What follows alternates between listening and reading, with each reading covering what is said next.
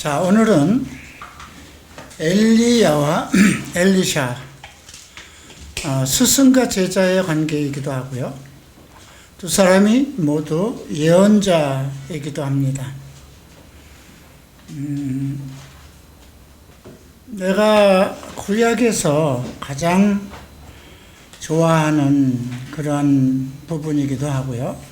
열왕기상 17장부터 이어져서 열왕기하 2장, 3장, 4장 계속 이어지는 그 엘리야와 엘리샤에 관한 말씀이죠. 구약에서 가장 좋아하는 성경을 꼽으라면 물론 창세기입니다. 그 창조의 기원에서부터 이스라엘, 또 아브라함, 이삭과 야곱의 하나님, 그 다음 이스라엘의 시작에 관한 모든 역사이기 때문에 창세기가 매우 중요한 부분이기도 하고요.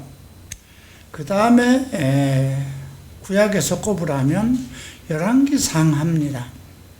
물론 사무엘 상하를 거쳐서 열왕기상하가 오지만 사무엘 상하는 사울 왕과 다윗 왕가에 관한 이야기죠. 그런데 열왕기상하는 이스라엘 모든 전 왕가에 관한 그런 내용입니다. 이 내용이 다시 역대상하에서 또 언급이 되고 있죠. 그 중에서 특별하게 선지자에 관한 이야기가 엘리야와 엘리샤에 관한 것이 길게 할애를 하고 있다는 거예요. 이사야는 이사야서를 따로 기록하고 있잖아요. 다른 예언서들은 거의 다 그 역사 속에 물론 이름이 언급되고는 있지만 그 이스라엘 역사 속에서 거의 이사야, 예레미야, 에스겔, 또 다니엘과 같은 그런 그들의 한 어떤 사역에 대한 기록이 별로 없어요. 그런데 엘리야와 엘리샤에 관한 것은 아주 상세하게 기록되어 있어요. 그래서 이 부분을 여러분들이 그냥 구약과 신약, 지금으로 얘기하면 구약과 신약의 만남이다 이렇게 함축시켜서 생각할 수도 있고요. 엘리야라는 것은 하나님은 사랑이시다라는 뜻이에요. 그런데 엘리샤는 하나님은 구원이시다. 뭔가 의미가 있잖아요. 하나님 아버지, 그 다음에 구원자 예수 그리스도, 그런 특별한 관계가 있는 것처럼 엘리야는 하나님은 사랑이시다, 엘리샤는 하나님은 구원이시다, 이런 내용입니다. 오늘 먼저 그 엘리야의 리더십에 대해서 열왕기상 19장부터 좀 살펴보겠습니다.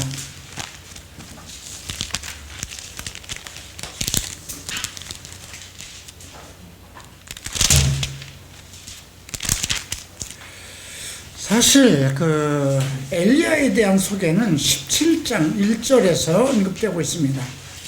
길르앗에 우거하는 자 중에 디셉 사람 엘리야가 아합에게 말하되 내가 섬기는 이스라엘의 하나님 여호와께서 살아계심을 두고 맹세하노니 내 말이 없으면 수년 동안 비도 이슬도 있지 아니하리라.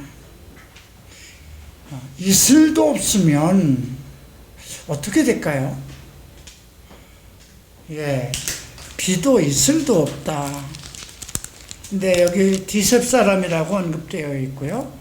그의 아버지가 누구인지는 언급되어 있지 않아요. 이렇게 이제 예언을 합니다. 이때가 아합 왕이 있을 때예요. 아합 왕의 이세벨이 정말 이스라엘을 모든 왕족을 다 죽이고 자기 딸 이달랴로 아달랴인가요?를 통해서 이스라엘을 완전히 왕가를 다시 재편하려고 하는, 그리고 선지자들을 근 800명이나 양성했던 그런 때입니다. 원래 아합 왕은 상당히 지략가였고 상당히 어떤 혁신적인 그런 뜻을 가지고 있었던 왕 중에 하나인데, 그 아내 이세벨을 맞이하면서 엉망진창이 돼버렸죠. 그래서 우리가 엘리야 리더십을 살피면서 과연 엘리야가 무엇을 했는가, 어떤 일을 했는가, 그런 것부터 먼저 살펴볼 필요가 있습니다. 자, 하나님께서 엘리야의 입술을 통해서 내 말이 없으면, 그러니까 하나님께서 살아계심을 두고 맹세하노니 내 말이 없으면 수년 동안 비도 이슬도 있지 아니하리라. 이건 특별한, 지금 하나님께서 어떤 언지를 주셨기 때문에 이렇게 자신 있게 얘기할 수 있는 거거든요. 하나님의 살아계심을 두고 맹세한다. 하나님의 이름으로 맹세하는 거예요. 내 입에서 아무 말도 나오지 않으면 이슬도 비도 없을 것이다.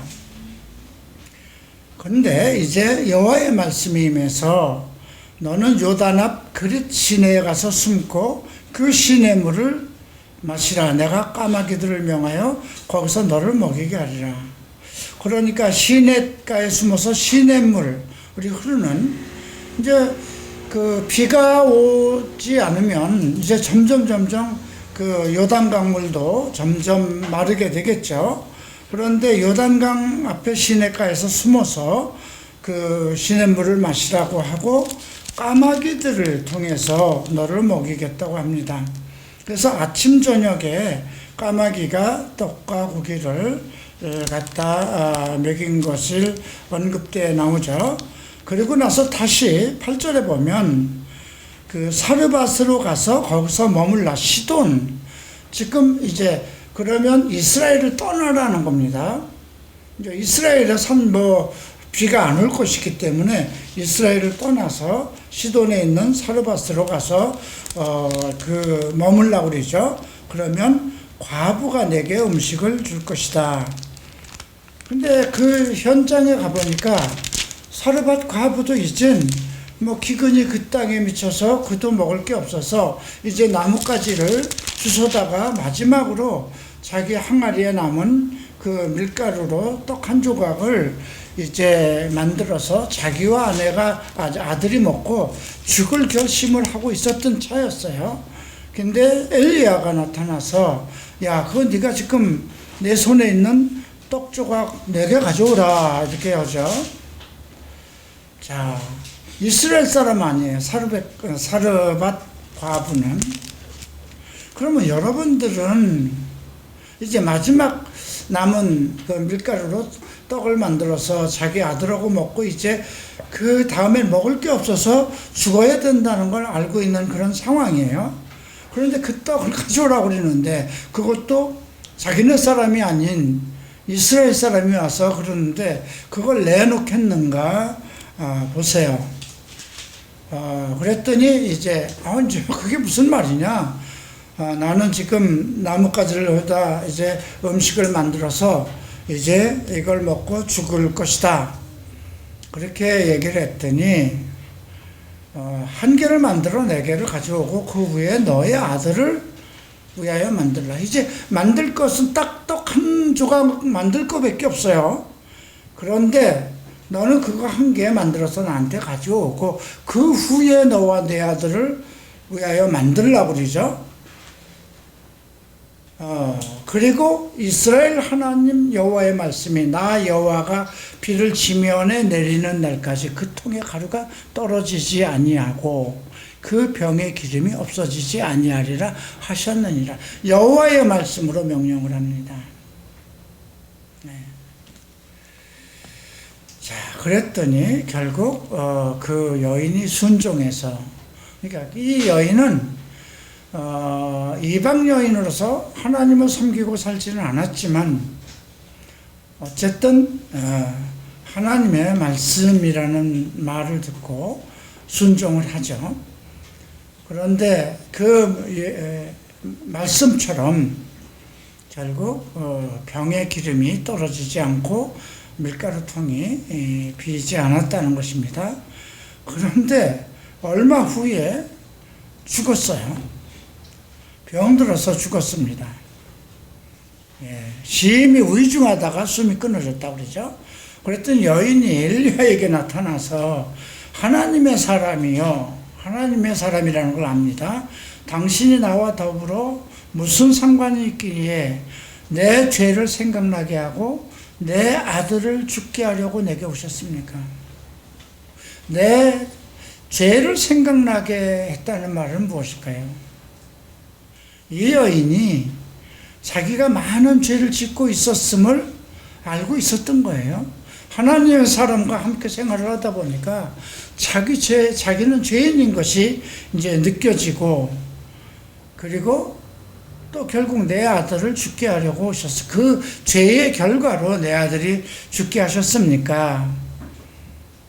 이제 그렇게 얘기를 합니다. 그랬더니 엘리야가 아들을 달라고 합니다. 그리고 품에 받아서 다락에 옮기고 침상에 누이죠. 그리고 여호와께 부르짖습니다. 부르짖는다는 건 기도입니다. 내 하나님 여호와여, 주께서 내가 우거하는 집 과부에게 재앙을 내리사 아들을 죽게 하셨나이까? 그리고 그 후에 몸을 3번 펴서 엎드리고 여호와께 부르짖어 이르시되, 내 하나님 여호와여, 원컨대 이 아이의 혼으로 그의 몸에 돌아오게 하소서. 그리고 이제 여호와께서 엘리야의 소리를 들으셨다는 겁니다. 여기서 우리가 발견한 것은 기도를 멈추지 않았다는 겁니다. 그죠?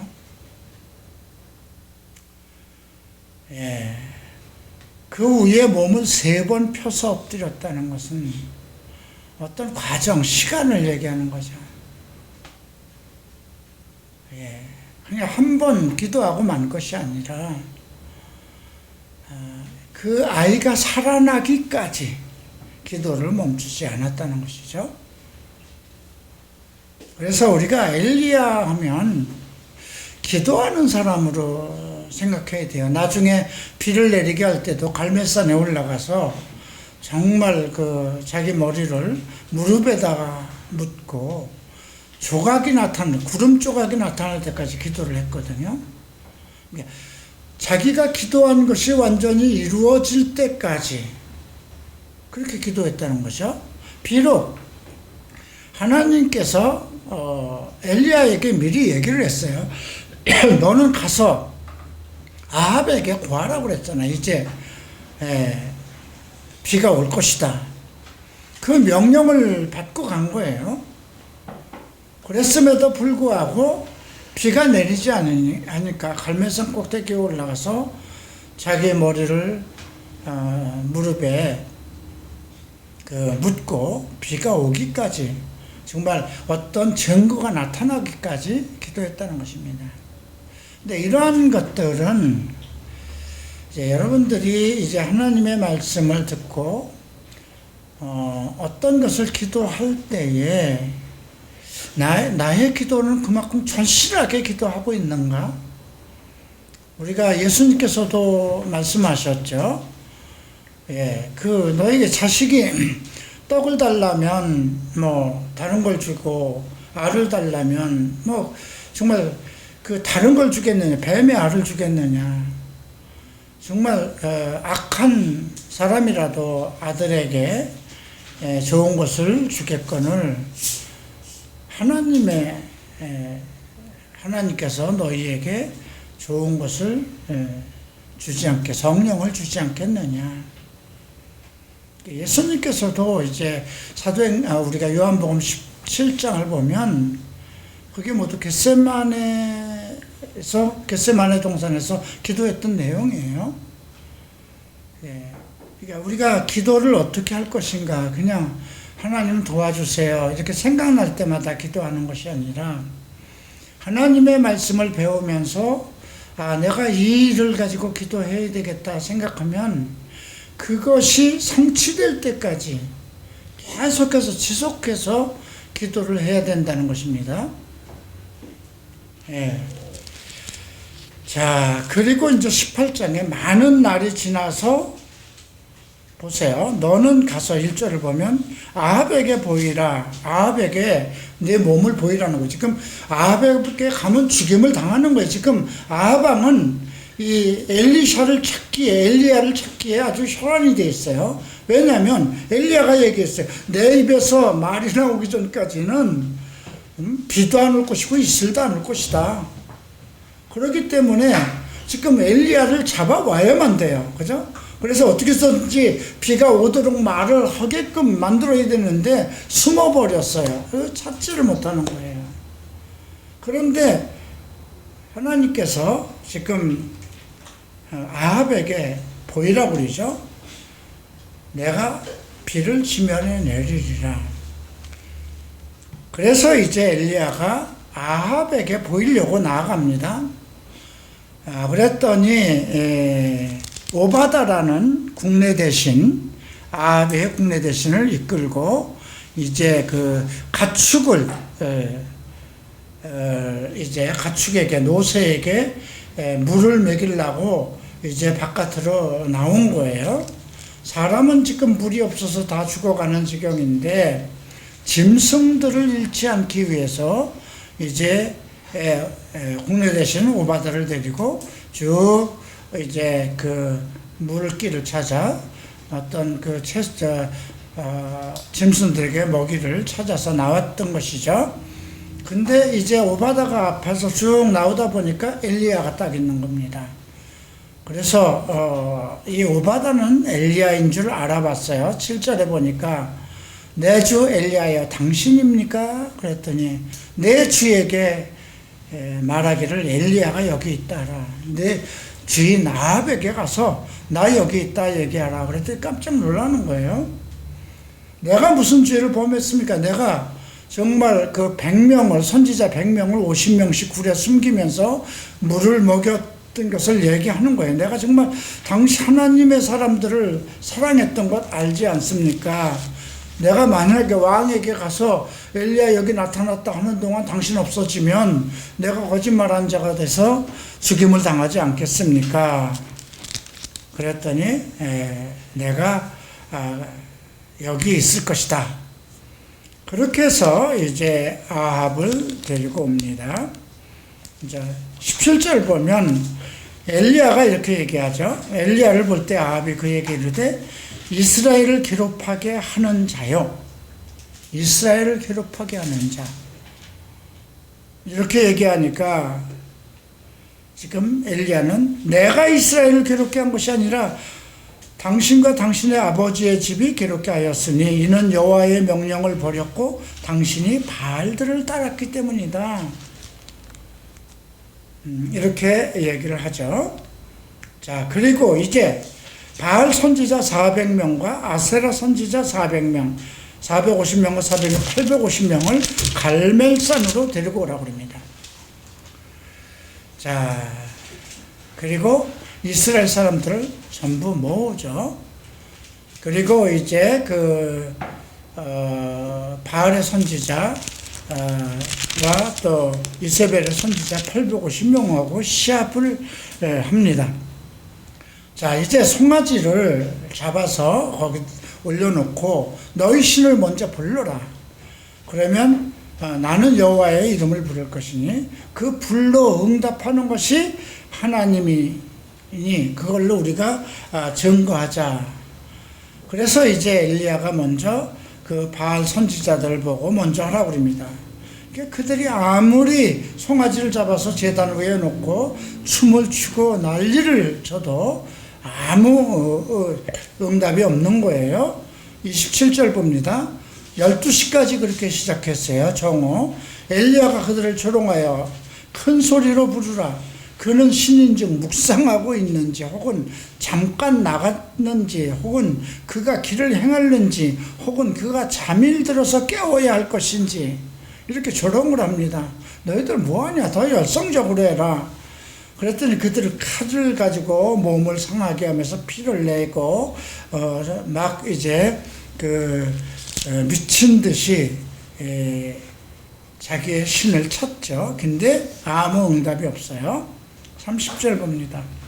그때 엘리야가 모든 백성을 향하여 이르되 내게로 가까이 오라. 백성이 그에게 가까이 가매 그가 무너진 여호와의 제단을 수축하되, 그동안 여호와의 제단이 없었던 거예요. 야곱의 아들의 12지파의 수요를 따라 엘리야가 돌 12개를 취하니 그 야곱은 옛적에 여호와의 말씀에 임하여 이르기를 내 이름을 이스라엘이라 하신 자라 하더라. 이 말은 뭐예요?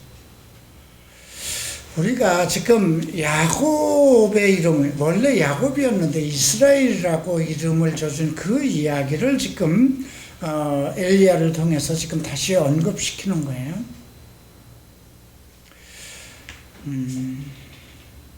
우리가 생각해 보면 그 야곱이 천사와 씨름을 해서 이겼다는 것, 사실은 졌어요.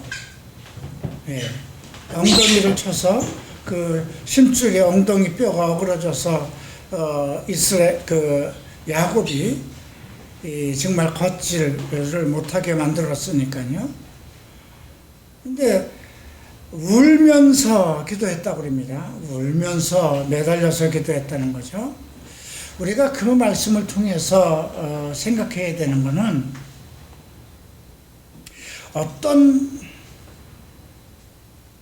문제, 꼭 해결해야 될 문제가 있을 때 우리가 기도를 어떻게 해야 될 것인가. 지금 이 야곱은 뒤로 돌아갈 수도 없는 상황이 되어버렸어요. 예. 바란의 집에서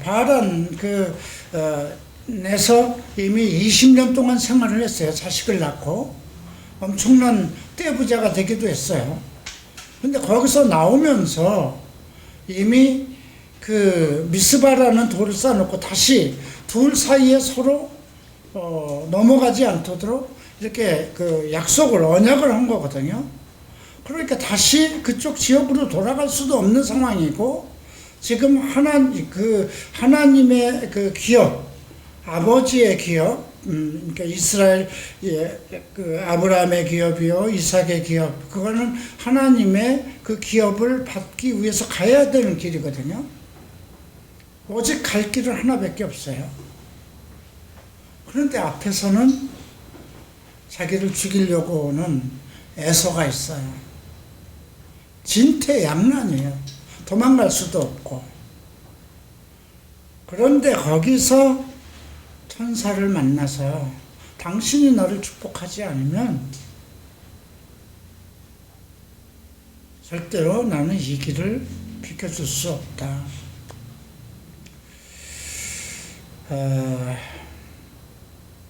가끔 갈보리채풀 사역을 하면서 한남동에서도 그렇고 늘 하나님과 씨름을 하는 것 같은 그런 느낌, 그런 마음을 가지고 내 인생을 돌아봤을 때 정말 야곱과 같은 인생이었거든요. 그래서 항상 기도할 때 그 야곱이 천사와 씨름을 했던 그 말씀이, 어떤 문제가 생겨서 그만두고 싶다, 한국을 떠나고 싶다, 도망가고 싶다, 이제 갈보리채풀 사역 안 되는 거 아니야, 내가 갈보리채풀에서 더 남아 있어야 할 이유가 없지 않나, 이런 흔들림이 있을 때마다 그 야곱의 그 장면이 항상 생각났어요. 결국 하나님께서 나를 부르셨고 하나님의 기업을 나한테 주신 것이라면 하나님이 어떤 상황에서도 나는 그 길을 갈 수 있도록 하나님이 나를 축복하십시오. 하나님이 내게 기름을 부어주십시오. 그런 기도를 했는데 우리가 지금 이 엘리야가 이야기를 하죠. 내 이름을 이스라엘이라. 야곱은 옛적에 여호와의 말씀에 임하기를 이시기를 내 이름은 이스라엘이라 하라 하시던 자라. 야곱을 이끌어납니다. 근데 지금 너희는 뭘 하고 있느냐 이거죠. 어떤 문제가 있었어도 야곱처럼 그냥 자기의 길을 갔어야 되지 않느냐. 지금 이스라엘 백성들에게 그걸 얘기하는 거예요. 여호와의 이름을 의지하여 그 돌로 제단을 쌓고 제단을 돌아가며 곡식종자 새아 둘만한 도량을 만들고 그리고 그 도량에다 물을 다 붓니다. 그리고 그 제단의 송아지에다가도 물을 또 붓니다. 원래 물이 부어진 곳은 불이 안 붙는 거죠. 그리고 30절에 선지자 엘리야가 나아가 기도합니다. 아브람과 이삭과 이스라엘의 하나님 여호와여, 주께서 이스라엘 중에서 하나님이신 것과 내가 주의 종인 것과 내가 주의 말씀대로 이 모든 일을 행하는 것을 오늘 알게 하소서. 하나님의 택하심에 대해서 얘기를 하고 있습니다. 자기도 아브람과 이삭과 이스라엘의 그 자손이죠.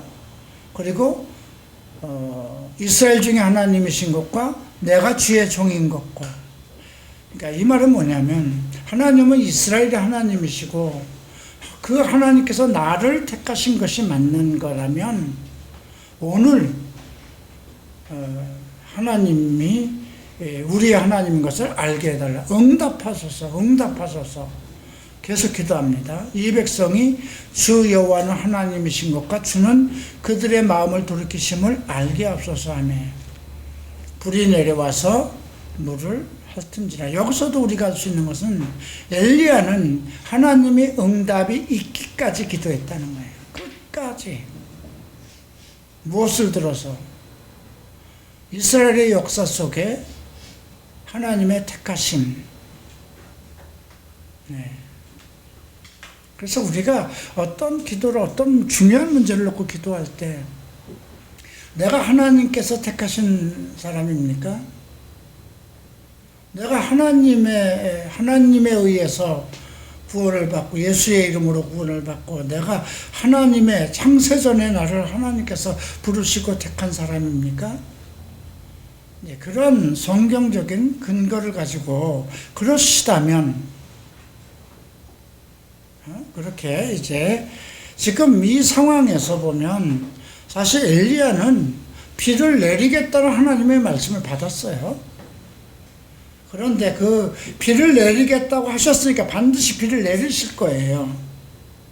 근데 그 비를 내리신다는 것을 통해서 엘리야가 하고 싶었던 것은 바알의 선지자와 이세벨의 선지자 850명을 완전히 그들이 무능함과 그들의 신이 아닌 것을 증거하고 오직 여호와 하나님의 신이 유일하신 신인 것을 나타내서 그 백성들로 하여금 다시 하나님께 돌아오게 하기 위한 그 계획을 마음속에 계획하고 있었던 거예요. 그죠? 그냥 비를 내릴 것이다. 분명히 그냥 비 내려요. 그죠? 가만히 있어도 비가 내려요. 하나님께서 말씀하셨기 때문에. 근데 하나님께서 이렇게 이세벨의 선지자, 바알의 선지자 850명을 죽이라. 그리고 그 백성들을 그들의 신과 이런 경쟁을 해서 그 하나님이 신인 것을 증명하라. 그렇게 명령하시지도 않고 말씀하시지도 않았어요. 그죠? 주어진 하나님께서 분명히 비를 내리시겠다니까 그것을 믿는 겁니다. 그러면 이것을 가지고 내가 무엇을 해야 될 것인가? 이스라엘 백성 속에서 이방신을 없애고 조상의 그 하나님 아브라함의 하나님, 이삭의 하나님, 야곱의 하나님에게로 이스라엘 백성들을 돌이키는 것. 그것이 자기의 사명감으로 아직 알고 있었던 거죠. 근데 결국 하늘에서 불이 내려왔어요. 그리고 도랑의 물과 번제물과 도랑의 물을 핥았죠. 자, 그리고 나서 그 선지자들을 다 데려가서 기손 시내에 데려가서 다 죽였습니다. 바알 선지자를 하나도 도망가지 못하게 하고 왕이 있는 데서 그랬어요. 그리고 엘리야가 아합에게 얘기합니다. 당신은 올라가서 먹고 마십시오. 큰 빗소리가 있습니다. 근데 사실 비는 안 오는 거예요. 그리고 갈멜산으로 올라갑니다. 그리고 거기서 땅을 꿇어서 그의 얼굴을 무릎 사이에 놓고 너는 바다 쪽과를 봐라. 무엇이 보이는가? 여러분 3년 동안 비가 없었다면 해만 쨍쨍 있었던 거고 구름은 보이지도 않았던 거예요. 그죠? 근데 엘리야는 비가 오려면 반드시 구름이 떠야 된다는 걸 아는 거죠. 그런데 지금 이 상황이 됐는데 비가 하늘이 그냥 청명한 거예요. 그래서 이제 갈멜산으로 올라와서 기도를 합니다. 얼마나 다급했으면 자기 왕복은 얘기하잖아요. 왕이 기다리는 건 그 이세벨의 850명의 선지자를 다 죽이는 것도 왕이 알면서도 아무 소리 안 했어요. 왕이 원하는 건 뭐였어요? 비였잖아요. 국가가 망하고 다 망하게 생겼으니까. 근데 당신은 올라가서 지금 그냥 드십시오. 먹고 드십시오. 빗소리가 있습니다. 큰 빗소리가 있습니다. 이렇게 얘기를 했는데 하늘은 그냥 성명한 거예요. 그래 갈멜산에 가서 얼굴을 무릎 사이에다 놓고 사원 보고 자 바다 끝까지 보이는 그곳에 가서 무엇이 보는가? 아무것도 없습니다. 이렇게 7번까지라도 가라. 그래서 이 말은 뭘까요? 우리가 이런 말씀이 우리에게 무엇을 요구하는가? 하나님의 비전을 우리가 보았다 하더라도 성경을 통해서 하나님의 뜻과 하나님의 계획을 우리가 알았다 하더라도 우리 삶 속에 그것이 성취되기까지는 내 삶 속에서 어떤 하나님의 이적과 기적이 나타나기 위해서는 기도가 필요하다는 거죠. 내 기도로 해서 비를 내리게 할 수는 없어요. 이미 비는 내리겠다고 했지 언제 내리겠다고 하신 건 아니에요. 그죠? 비를 주시겠다고 그랬어요. 근데 지금 선지자 850명을 다 죽이고 타이밍이 딱 맞아야 돼요. 왕복은 올라가 계십시오. 먹고 마십시오. 큰 빗소리가 들립니다. 그렇게 얘기를 했지만 비는 안 와요. 근데 그 타이밍에 비가 내려야 되잖아요.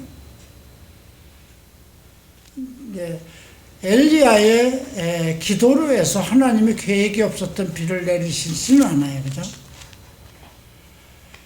근데 손바닥만한 작은 구름이 일어났습니다. 그때 이제 조금 후에 구름과 바람이 일어나서 하늘이 캄캄해질 때 아합은 마차를 타고 이스라엘로 가죠. 그러니까 가서 아합에게 얘기합니다. 44절에 빨리 이제 올라가 아합에게 말하기를 비에 막히지 아니하도록 마차를 갖추고 내려가소서 하라. 종을 보내서 그렇게 얘기합니다. 자기는 구름이 지금 저쪽 바다 끝에서 구름만한 게 올리면 그것이 점점 커져서 오는 시간이 있잖아요. 그러니까 그 자기 종 보고 왕에게 가서 빗소리가 있습니다. 빨리 이제 마차를 몰고 돌아가십시오. 그렇게 얘기를 하고 46절 보세요. 여호와의 능력이 엘리야에게 임하매 그가 허리를 동이고 이스라엘은 북이스라엘의 서울입니다. 나중에 이제 사마리아로 바뀌지만, 그래서 아합 앞에서 달려갔다고 그럽니다. 뭐 지금도 우리가 대통령 승용차가 지나가면, 관용차가 지나가면 그 앞으로 달려갈 수 없죠. 근데 이때는 왕 앞에서 달려가면 죽임을 당하는데, 46절 보면 여호와의 능력이 엘리야에게 임해서 세상에 어떤 두려움도 없이 왕 앞에서 달려갔다는 말이 나옵니다. 자, 여기까지 우리가 지금 18장, 19장에서 언급한 거는, 우리가 배워야 할 거는 하나님의 명령을 따르는 데 있어서 하나님의 어떤 명령, 말씀하신 것이 이루어지는 데까지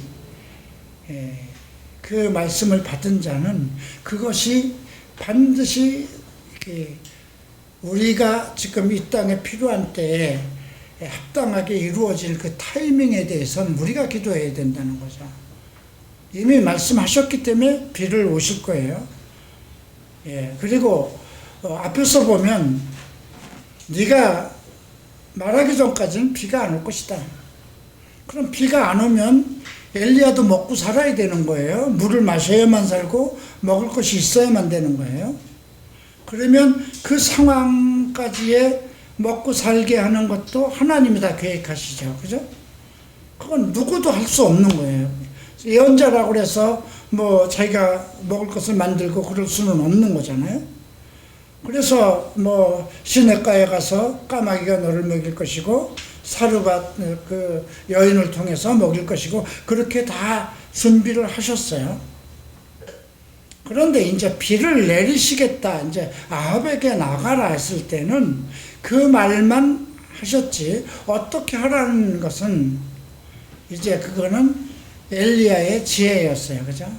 이걸 통해서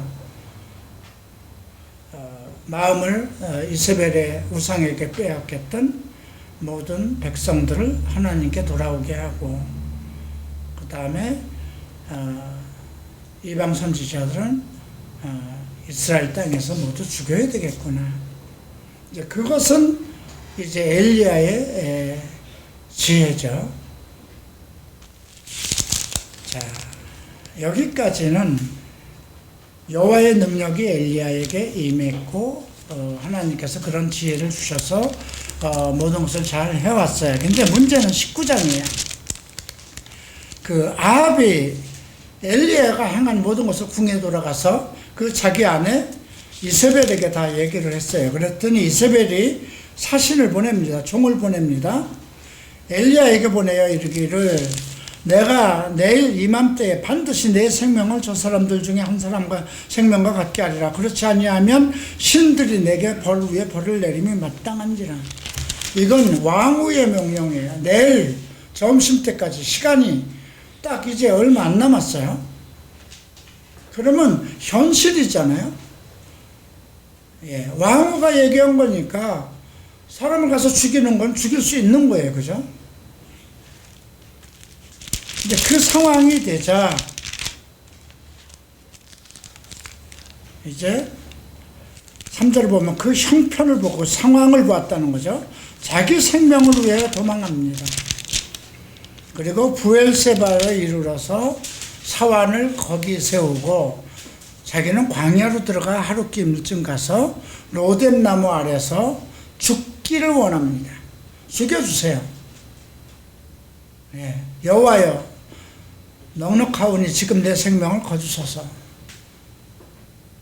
나는 조상들보다 낫지, 내 조상들보다 별 볼 일 없는 사람입니다. 그냥 지금 하나님이 나를 데려가 주십시오. 나를 저런 악한 사탄에 의해서 내 생명을 죽게 하지 말고 내 생명을 거둬달라. 이렇게 죽기를 원합니다. 그랬더니 천사가 나타났어요. 그리고 일어나 먹으라. 그러고 보니 머리맡에 숯불에 구운 떡과 물 한 병 있어요. 숯불에 구웠다는 건 먹기 좋게 구웠다는 겁니다. 참 하나님의 사랑이 극진한 것을 알 수 있죠. 근데 또 다시 눕습니다. 근데 또 천사가 다시 옵니다. 일어나 먹으라. 내가 갈 길을 다 가지 못할까노라. 너 아직 갈 길이 많다. 그러니까 먹으라 그럽니다. 그래서 일어나 먹고 마시고 그 음식물의 힘에 의지하여, 자, 앞에서 우리가 18장 46절 보면 여호와의 능력에 의지해서 왕 앞에서도 달려갔어요. 그죠? 근데 여기서는 지금 그 음식물에 의지해서 40주 40야를 가서 하나님 산 호렙산으로 들어갑니다. 지금 믿음으로 행한 것은 아니에요. 나는 이제 더 이상 살고 싶지 않습니다. 근데 지금 이 말씀을 가지고 바울은 그렇게 증거하죠. 엘리야가 이스라엘을 고발했을 때에 하나님께서는 이스라엘에 나를 위하는 7,000명을 남겨놓다. 그렇게 이제 바울은 증거하는데, 그리고 나서 이제 음식물에 의지해서 여호와의 산 호렙산에 갑니다. 자, 그리고 굴로 들어갑니다. 9절 보면 여호와의 말씀이 그에게 임하여 이르시되 엘리야야 내가 어찌하여 여기 있느냐. 또 물어봅니다. 지금 똑같습니다. 내가 여기 왜 있느냐. 자, 그랬더니 그 대답하여 내가 만군의 하나님 여호와의 열심히 유별하오니, 특별하여서 하나님을 향한 열정이 특별하였다는 거죠. 자기 믿음에 대한 이야기를 합니다. 이는 이스라엘 자손이 주의 언약을 버리고 주의 제단을 헐며 칼로 주의 선지자들을 죽였으며 오직 나만 남았거든 그들이 내 생명을 찾아 빼앗으려 합니다. 여호와께서 너는 나가 여호와 앞에 산에 서라 하시더니, 자, 이 대답을 보세요. 지금 9절에서도 내가 여기 어찌하여 있느냐 이렇게 얘기를 하고, 또 4절에서도 내가 여기 지금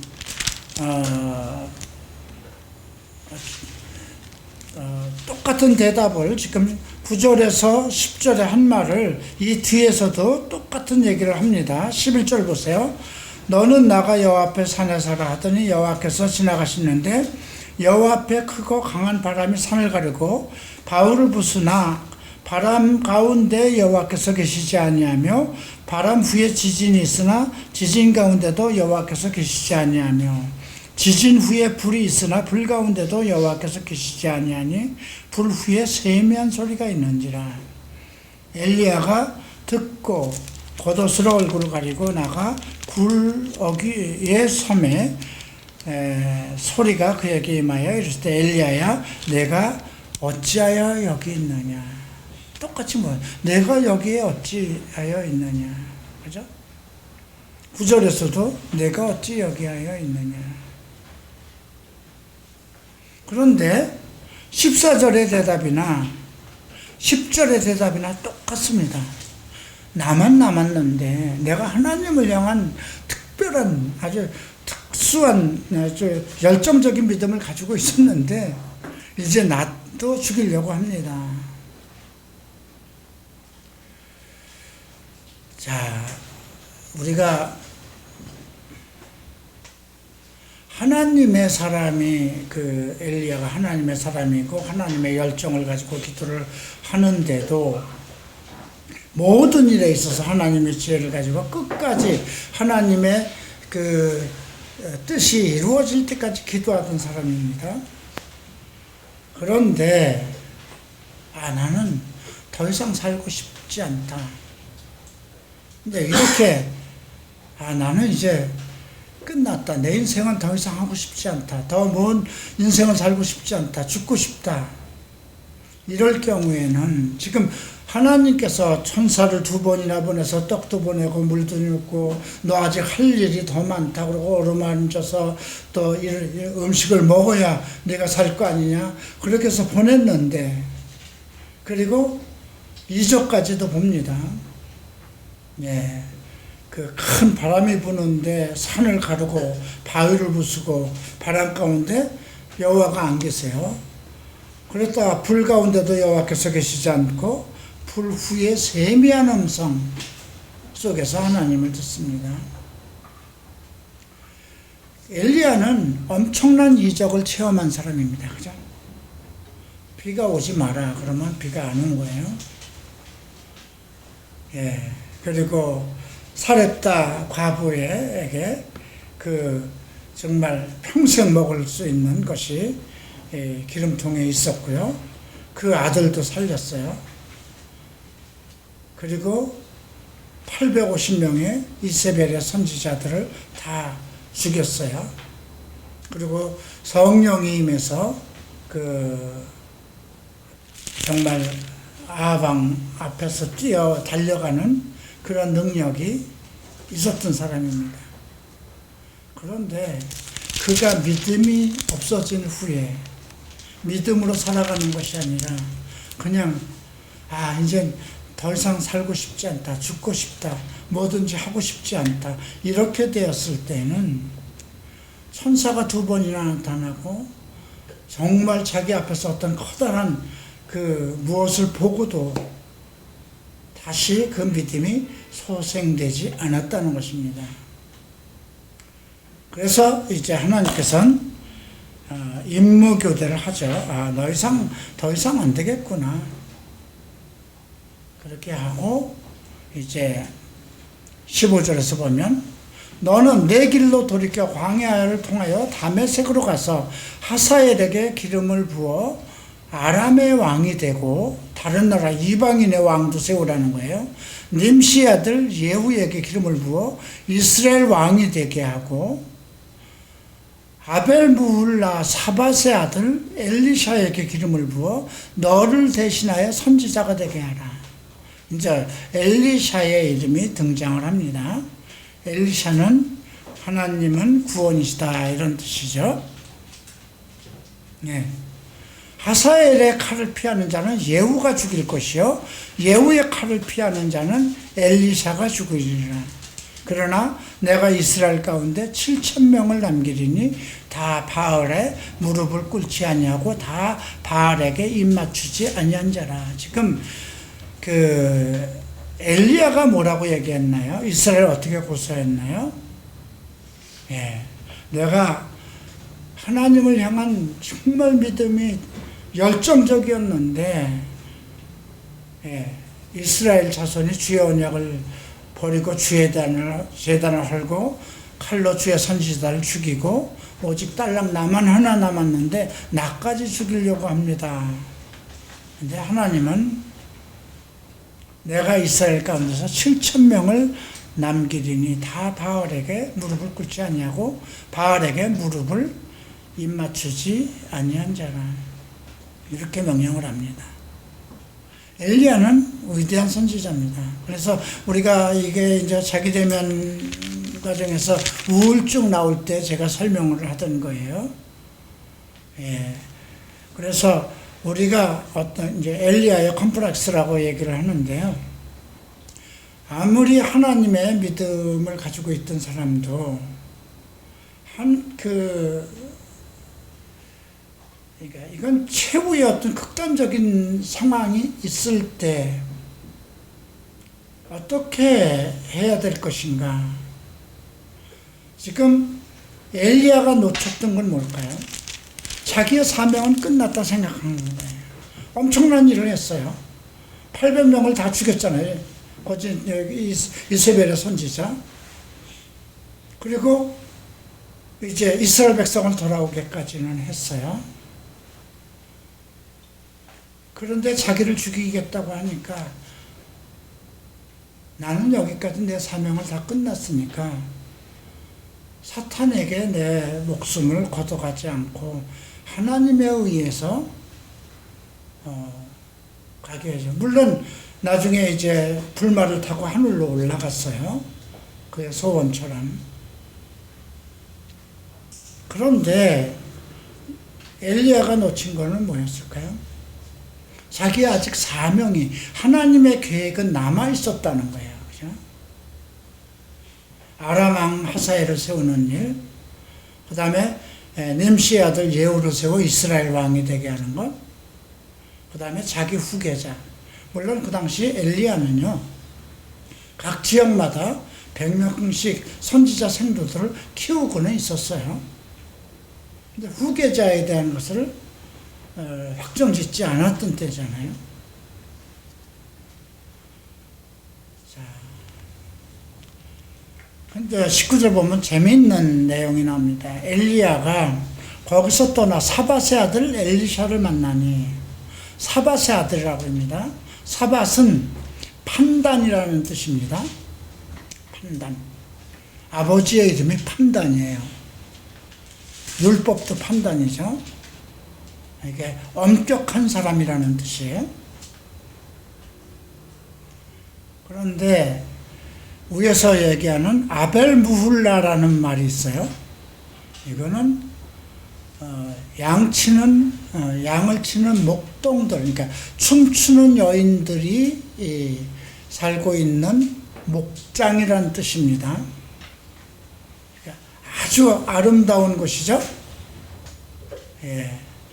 그 여인들이 춤을 추고 있는 아름다운 목장이라는 그런 동네에 엄격한 아버지가 있어요. 그런데 보세요. 사밧의 아들 엘리샤를 만나니 그가 12결의소, 12결의는 한 결의가 2마리예요. 2마리씩 이렇게 멍에를 같이 세우고 이렇게 쟁기를 해서 2마리씩 같이 가는 거예요. 12결의니까 몇 마리예요? 24마리예요. 그죠? 24마리의 소를 앞세워서 밭을 간다면 엄청난 큰 밭이에요. 그죠? 우리가 웬만큼 시골에서 농사를 짓는 사람도 소 한 마리에다 쟁기 걸어서 다 하거든요. 그런데 2마리씩 해서 그러니까 24마리의 소를 몰고 밭을 간다는 거죠. 근데 엘리야가 이제 갔는데 그 19절 보면 그가 12결의소를 앞세우고 밭을 가는데 12째 결의소와 함께 있더라. 하나 가고 2개 가고 3개 가고 4개 가고 마지막 12결의소. 재밌잖아요. 이스라엘 12부족이에요. 12지파죠. 신약의 12제자예요. 우리가 조금 종말론적인 그런 것을 볼 수가 있어요.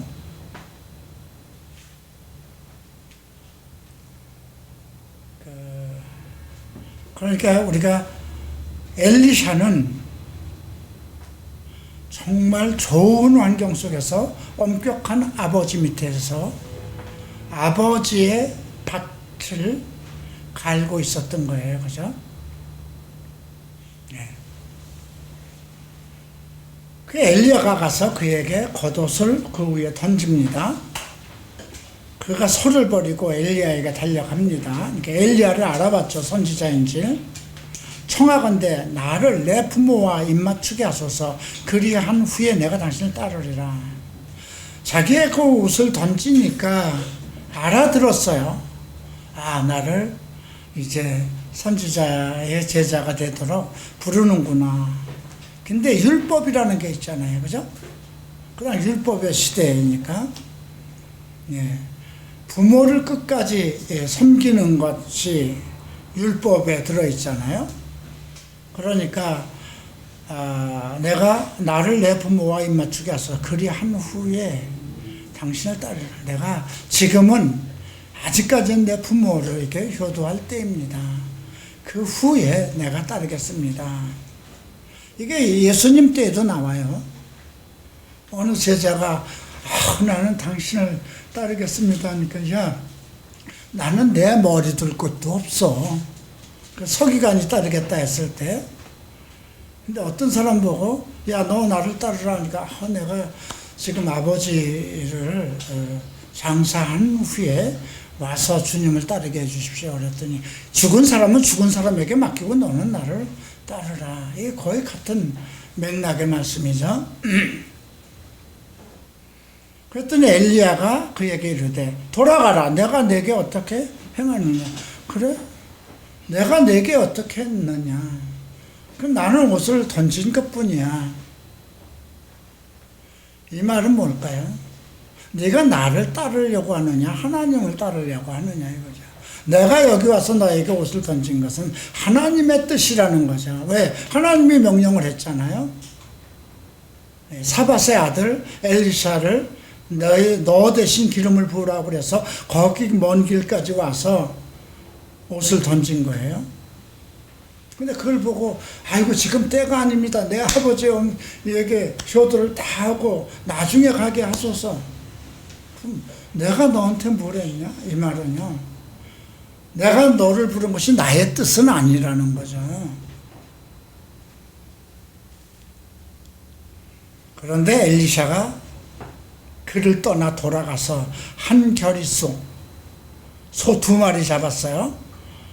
자꾸 소의 기구를 불살랐다는 건 뭐예요?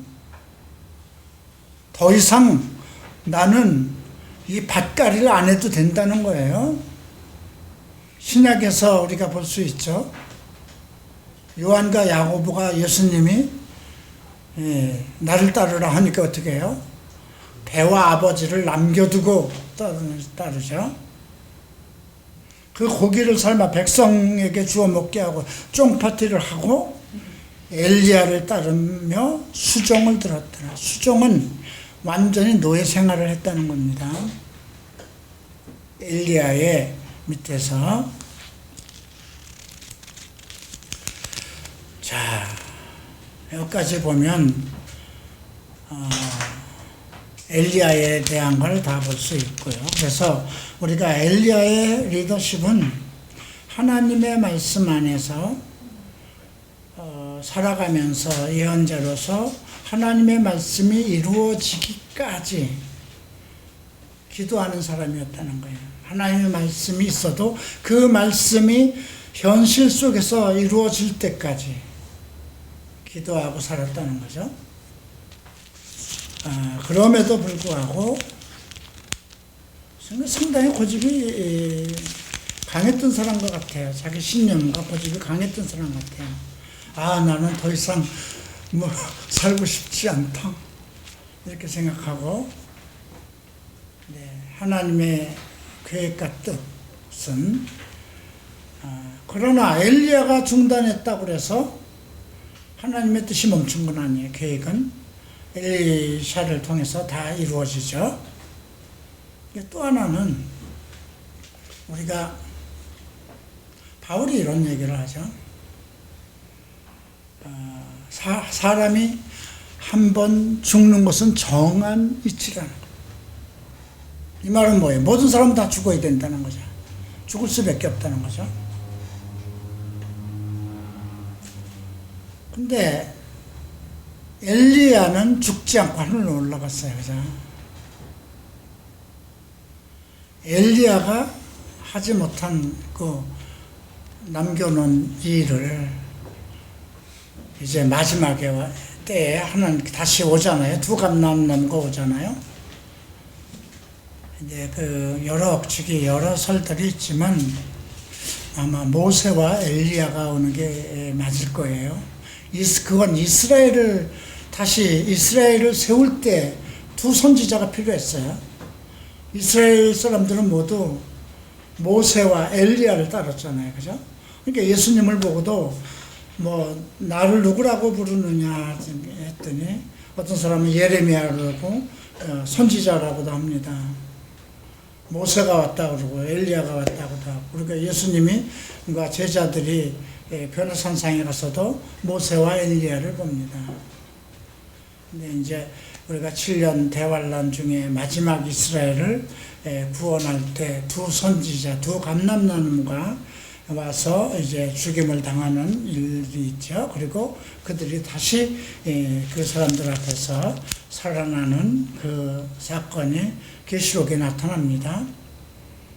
그걸 통해서 엘리야는 비록 자기의 사명을 포기하고 하나님 앞에 정말 에서 떠났더라도 하나님의 계획은 멈추지 않는다는 거죠.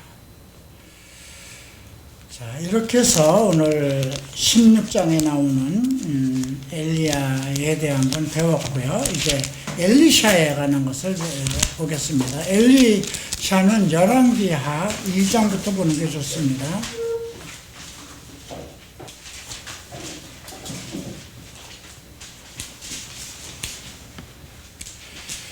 자, 1장에서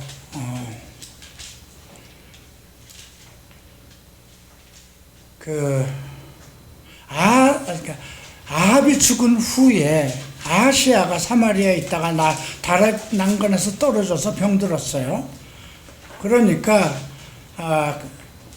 그 바알세불에게 사람을 보내서 병이 나을까를 묻죠. 근데 3절에 보면 여호와의 사자 디셋 사람이 엘리야에게 이르되 너는 일어나 올라가서 사마리아 왕의 사자를 만나 그에게 이르기를 이스라엘에 하나님이 없어 너희가 에그론의 신 바알세불에게 물으러 갔냐.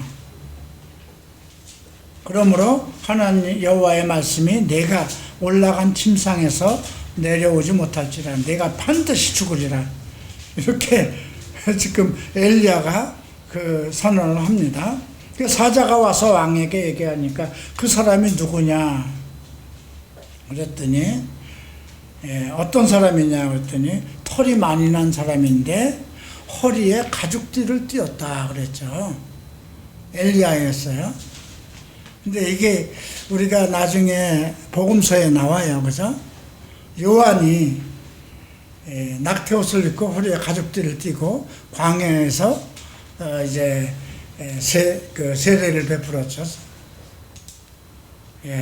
근데 그 요한이 태어날 때 우리가 누가복음을 보면 엘리야의 심령으로 태어난다고 그랬어요. 그 아들의 이름을 요한이라고 지어라. 그가 엘리야의 심령으로 와서 아비의 마음을 자식에게, 자식의 마음을 아비에게 돌리는 일을 할 것이다. 참 흥미로운 일이에요. 그죠?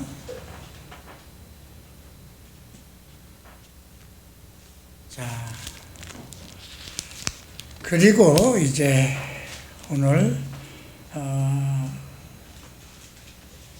엘리야의 그 사역이 업무가 엘리샤에게 넘어가는 그 단계 이제 엘리샤가 제자가 된 거죠. 2장 1절을 봅니다. 효리바람으로 엘리야를 하늘로 올리고자 하실 때에 라고 그랬어요. 하나님께서 엘리야는 너는 지금 네가 죽고자 해. 그래. 네 사람이 죽고 사는 것은 내 마음대로 못하지. 그죠? 태어나는 것도 자기 마음대로 못하는 건데 죽는 것도.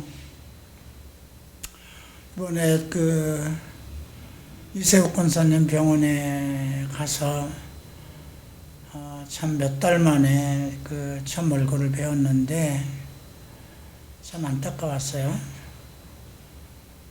그동안 그냥 목사로서 뭐 기도는 꾸준히 해왔지만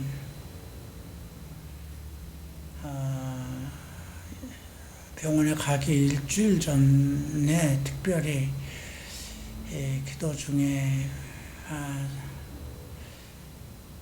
이세욱 권사님이 이제 하나님께서 데려가실래나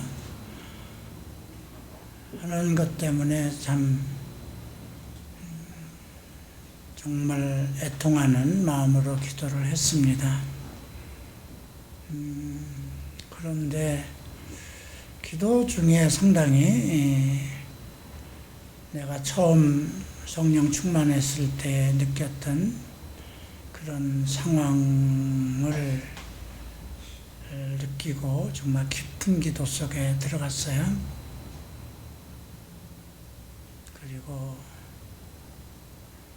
모든 생명이 하나님 앞에 있는 것인데, 과연 지금 이세옥 권사님의 생명을 거두시는 것이 무엇이 유익한가에 대한 의문이 들어서 하나님 앞에 지금 그분이 하나님 앞에 가는 것이 무슨 유익한 것입니까? 그것이 하나님의 뜻이라면 지금 그것이 유익한 것이 하나도 없는 것 같은데, 그의 생명을 그를 치유하시면 안 되시겠습니까? 하는 기도를 사실 일주일 내내 드리다 이제 가서 한번 배워야 되겠다 하는데 이제 병원을 옮기기로 돼 있고, 근데 병원을 옮기기 전에 늘 마음속에 왜 그 병원으로 갔지? 나는 그 병원으로 우리 최 집사님한테도 그러고 권사님한테도 그러고 그 병원 안 가는 게 좋을 것 같습니다. 처음부터 얘기를 했는데 집에서 가까워서 간다는 거죠.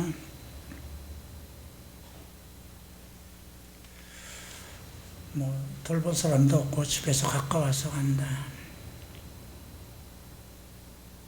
근데 이번에 이제 현대 아산으로 옮긴다 소리를 듣고 정말 기도할 마음이 그때 생겼어요. 그리고 새벽에 중환자실을, 그러니까 병실도 없어서 수술 받기 전이라 병실도 구하지 못하고 긴급 진료실에 들어있는데 갈 길이 없잖아요. 그래도 이제 최 목사한테 해서 어떻게 아버지 출입증을 가지고 들어갈 길은 없을까 해서 그렇게 이제 머리를 써서 긴급실로 들어갔어요. 근데 새벽에 그 병실로 들어가는 길도 상당히 복잡했어요. 근데 좀 복잡한 길을 좀 가르쳐 주셨어야 되는데 그냥 출입증만 나한테 주니까, 그래서 일단 긴급실로 찾아갔는데 그 병실로 들어가는 것도 어떻게 들어가는 건 몰라서 또 전화를 했더니 출입증을 대면 된다는 거죠. 그게 다 전자로 돼 있어요. 그 대고 열었는데 그게 또 몇 호에 그게 이제 이렇게 그 큰 전체 그 병실 안에 이렇게 또 몇 호로 나누었어요. 1호에서. 근데 권사님이 25호인데 25호라는 말을 또 안 해줬어요. 그래서 이제 그 간호실 들는 데 가서 여기 이세옥 환자님 찾아왔는데요. 그랬더니 아니 모르세요? 여기 계셨던 분 아니에요? 지금 면회 교대 온 거 아니에요? 그래서 네, 그거 맞는데요. 그랬더니 이거 보여달라는 거야. 이거 여기 왔으면 여기 찍은 게 있다는 거야. 그래서 아니 여기 찍은 거 있잖아요. 아까 아드님이 계셨는데 지금 아버님이 오신 거예요? 그래. 그렇게 씌웠으니까 그들은 똑같이 보였는데 네 맞아요. 제가 아버지입니다. 그랬더니 아니 그럼 여기 찍은 게 있어야 될 거 아닙니까? 그래서 차는 말.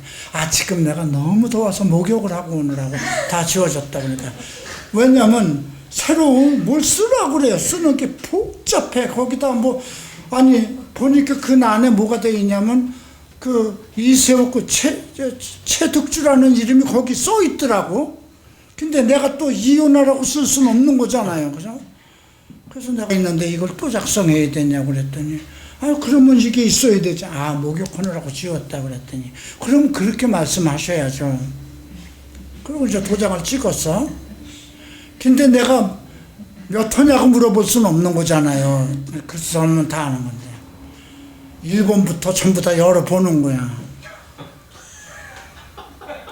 25번이 저 끝에 있어.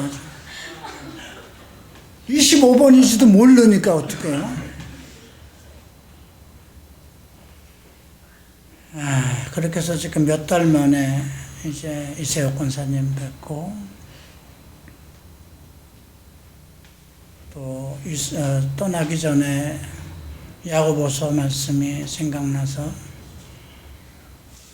너희는 병든 자를 기름을 발라 기도하라는 말씀 때문에 또 전에 옛날에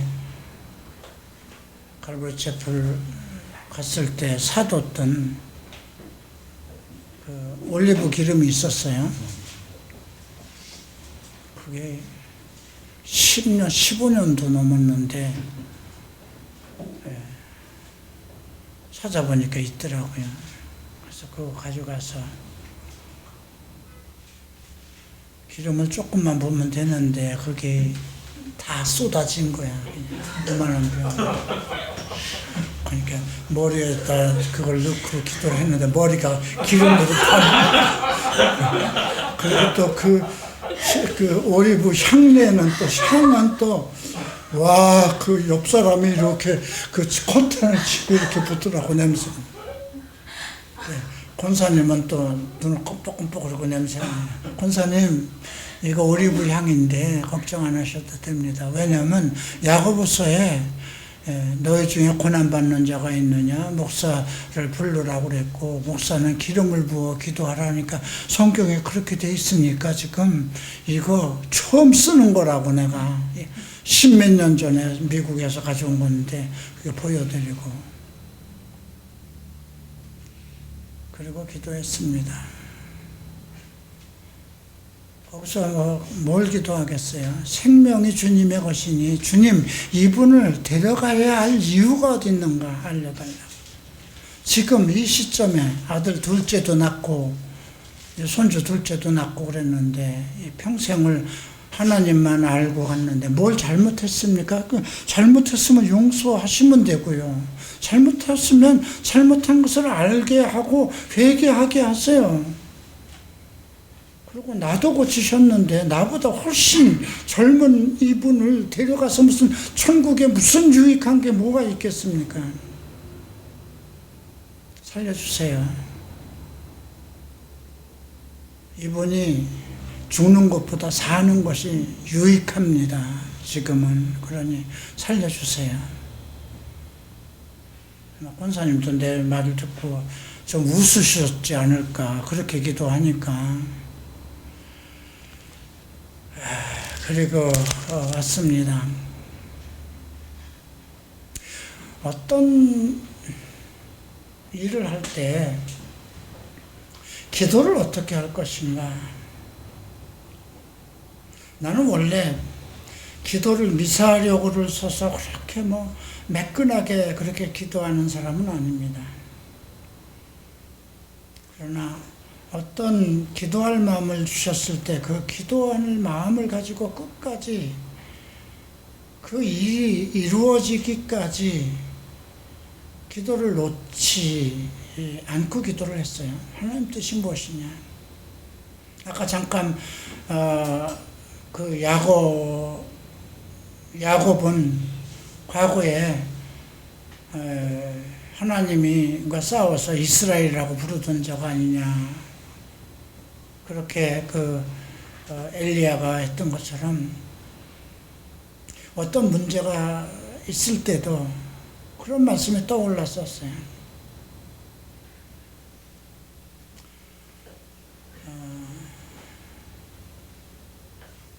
하나님이 나를 축복하시면 이전에는 제가 가장 이제 갈보리 채플을 이끌고 오면서 마지막으로 하나님이 나를 갈보리 채플 목사로 부르신 거라면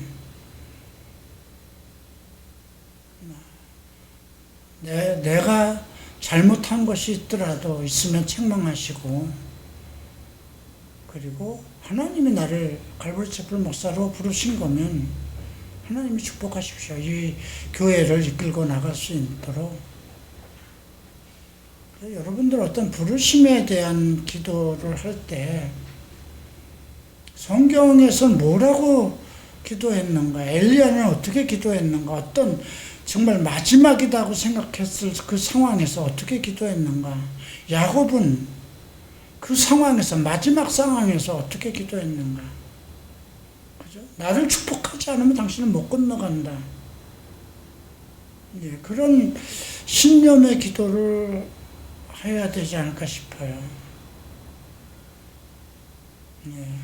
뭐 이번에도 그 3년 동안 뭐 암투병 하면서도 정말 히스기야 왕의 건을 가지고 기도했고, 손에 나를 지금 데려가셔서 필요한 것이 무엇인가?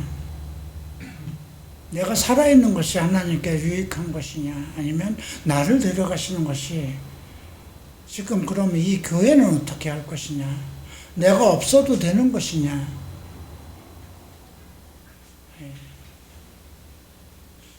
그래서 내가 있어야 할 것이면 나를 살려주십시오 했던 것이 처음에 기도였고요. 그 다음에 이번에 뭐 배탈이 나서 뭐 못 견뎠을 때도, 그때는 그 확신이 또 생겼어요. 왜냐하면 내가 깨닫지 못했던 말씀을, 그 말씀을 가리키면서 히스기야가 정말 뭘 잘못했는가. 그 성경에 전부 다 나와 있는 거잖아요. 그죠? 이사야가 이제 당신은 모든 왕자들은 전부 다 사로잡혀 갈 것이고, 이 궁중에 모아둔 것, 당신이 쌓아둔 건 다 바벨론으로 빼앗길 것이다. 근데 대답이, 선하신 여호와의 말씀은 그대로 이루어질 것이나 내 대에서는 평안할 것이다. 그 말 같지 않은, 하나님이 그를 15년간 연장시킨 거는 자기 대에 평안을 주기 위해서, 그러니까 아무것도 안 했다는 거예요. 정말 자기가 살아난 15년 동안 그냥 막 자랑하고, 그러니까 그 바벨론에서까지도 사신이 와서 축하를 하고 그러는 거지. 아니, 부르지도 않았는데 왔겠습니까? 소문이 났으니까 다 죽었다가 하나님께서 살리셨더라, 그 소문이 나니까 그 말을 뭐 이 자리에서 강의하는 도중에, 와, 이것이었구나. 그동안 나름대로 하나님께서 나를 살리신 것에 대해서 나름대로 나도 떠벌리고 자랑하고 했는데, 내가 자랑하라고 나조차고 하나님의 시간을 더 주신 건 아니잖아요. 그래서 어떤 일을 기도할 때 정말 지혜롭게 뭔가 생각을 해봐야 돼요. 어떤 일이 있을 때 내가 이것을 내게 맡긴 것이고 사명감이고 나를 부르셨다면,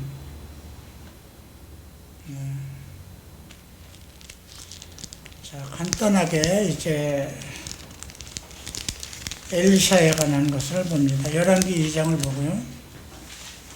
배우리 바람으로 엘리야를 하늘로 올리시고자 할 때라고 그랬어요.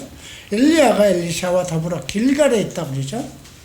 길갈에 대한 거는 이제 이스라엘이 여호수아와 함께 이제 광야를 다 건너서 이제 요단강에 와서 이제 그 길갈이라는 곳에 와서 거기서 만나가 멈췄어요. 그리고 거기서 할례를 한 곳이에요. 여호수아 5장 10절에 나오는 말씀인데요.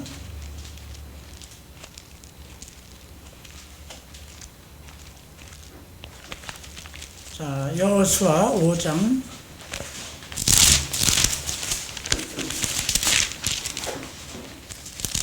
10절을 보면, 9절에 보면 여호와께서 여호수아에게 이르되 내가 오늘 애굽의 수치를 너희에게서 떠나가게 하였다 하였으므로 그곳 이름을 오늘까지 길갈이라 하였다.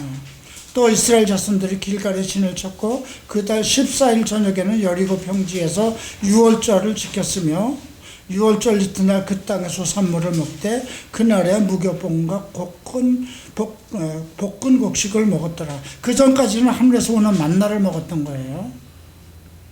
자, 이게 5장 1절에 요단 서쪽 아모리 사람들이 모든 왕들과 해변에서 가나안 사람들의 모든 왕들이 여호와께서 요단물을 이스라엘 자손 앞에서 말리시고 우리를 건너가게 하셨음을 듣고 마음에 녹았다는 이 말씀과 함께, 그리고 거기에 와서 부싯돌을 가지고 할례를 베풉니다.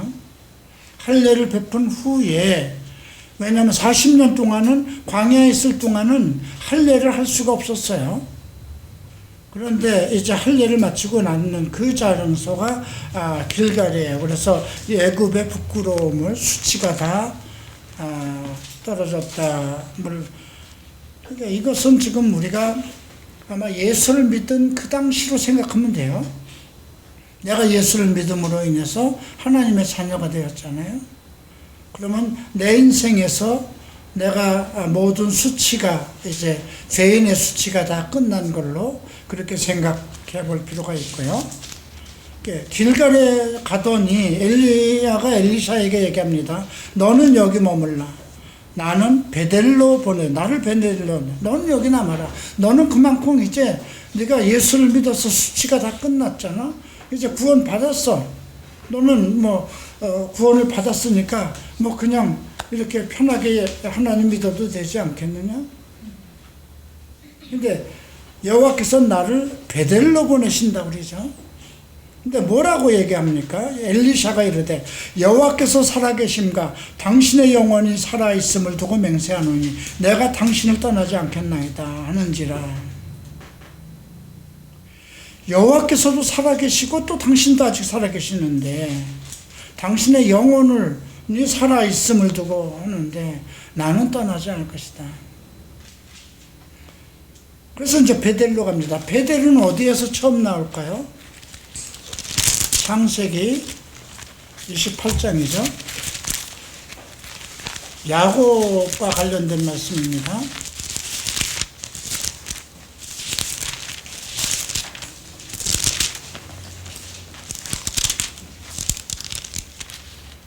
자,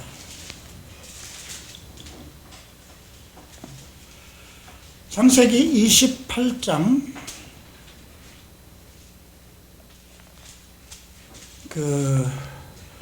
야곱이 이제 밤에 이제 천사에 내려오는 것을 보고 이제 17절에서 얘기를 하죠. 두려워하여 이르되 두렵다. 이곳이 다름이 아닌 하나님의 집이요 이는 하나님의 문이로다.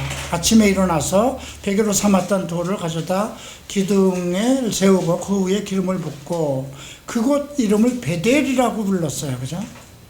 예. 그러니까 베델이라는 이름은 하나님의 집이라는 뜻이에요. 이곳이 하나님의 집이구나. 그러니까 지금으로 얘기하면 뭐예요? 교회예요. 우리가 예수를 믿어서 정말 죄인의 수치를 다 끊어져서 구원을 받았다고 하면 교회 생활이 남아있다는 겁니다. 베델로 가서 또 뭐라고 그럴까? 3절에 보면 베델에 있는 선지자와 의 제자들이 엘리샤에게 나와 그에게 이르되 오늘 여호와께서 당신의 선생을 당신의 머리 위로 데려가실 줄 아시나이까 하니 이르러 나도 또한 아노니 너희는 잠잠하라. 선지자가 있었어요. 선지자 생도들이에요. 엘리야, 이건 사무엘 때부터 이어온 것이고 그 당시는 엘리야가 키운 선지자들이에요. 그런데 그들이 여호와의 시대 끝났어. 예, 그렇게 얘기하는 거예요. 이제 당신의 의리로 하나님이 이제 엘리야를 데려가는데 당신은 그거 몰라서 이렇게 계속 따라다니면서 종으로 탑니까? 이렇게 얘기한 거죠. 나도 아니까 너희들 잠잠하라. 4절 보면 엘리야가 그에게 이르시되 엘리샤의 청컨대 너는 여기 머물라. 여호와께서 나를 여리고로 보내시느니라. 여리고는 여호수아에서 나오는 거죠. 어떤 거예요? 요단강을 건너서 첫 번째 당한 상이 여리고성이었어요. 굳게 닫혔어요. 가나안 땅을 들어가려면 그 첫 성 여리고를 지나가야 되는데 문이 닫혔어요. 그래서 하나님이 뭐라고 그래요? 그 7번씩 아무 소리 말고 그 하루에 한 바퀴씩 돌고 나머지 7번째 날에 외치라고 그러면 외치라고 그러죠. 그래서 그때 성이 무너졌던 거예요. 그 여리고성 요단을 건너서 여리고성에 가서 그 이 성이 주는 거는 인데 이 여리고라는 말은요, 이 말의 뜻은 향기라는 뜻입니다. 근데 자, 이 말이 우리에게 주는 어떤 이미지는 무엇일까요? 하나님의 교회에 나가고 난 후에는 영적 훈련이, 영적 전쟁이 일어난다는 것입니다. 그죠? 가나안 지나왔어요. 이제 그 광야 생활 끝났어요. 요단강을 건넜어요. 세례를 받았어요. 하나님의 집에 왔어요. 근데 이제 영생에 들어가는 그리스도의 날까지 뭐가 기다릴까요? 예수 그리스도께서 오시는 그날까지 요단강을 건너서 이제 하나님의 평안을 누릴 때까지는 영적 전쟁이 있다는 것입니다. 근데 영적 전쟁은 내가 내 힘과 내 지혜로 이기는 것이 아니라 하나님의 말씀으로 오직 성령에 의해서 살아가야 되는 것이죠. 그래서 그 하나님께서는 여호수아에게 얘기하잖아요. 아무 말도 하지 마라. 이제 들리지도 말라. 소리도 내지 말라. 그냥 첫째 날은 돌고 두 번째 날도 돌고 정말 이해할 수 없는 명령을 하죠. 근데 그렇게 따랐을 때 정말 예기치 못할 그런 기적이 일어났던 거죠. 자, 그런데도 이제 똑같은 얘기를 합니다. 여호와께서 살아계심과 당신의 영혼이 살아있음을 두고 맹세하노니 내가 당신을 떠나 가지 않는다. 이렇게 똑같은 말이 계속해서 나올 때는 매우 중요하다는 거예요. 이게 무슨 연극 드라마 같잖아요. 그죠? 과연 이렇게 말씀하셨을까 할 정도로 이해가 안 돼요.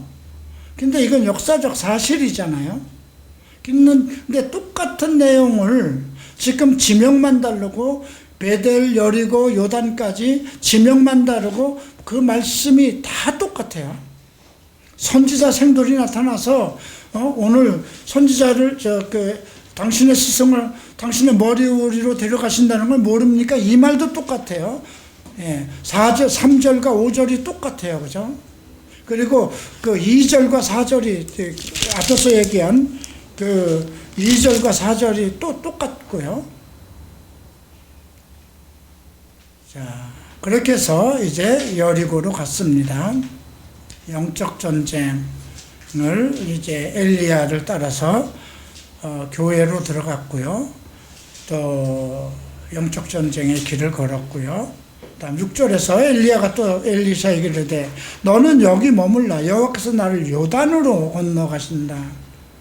요단은 빠른 여울이라는 그런 말의 뜻을 가지고 있는데 엘리사가 얘기합니다. 여호와께서 살아계심과 당신의 영혼을 살아 있음을 두고 맹세하노니 내가 당신을 떠나지 아니하겠나이다 하는지라. 이에 두 사람이 가니라. 근데 선지자 제자 50명이 따라옵니다.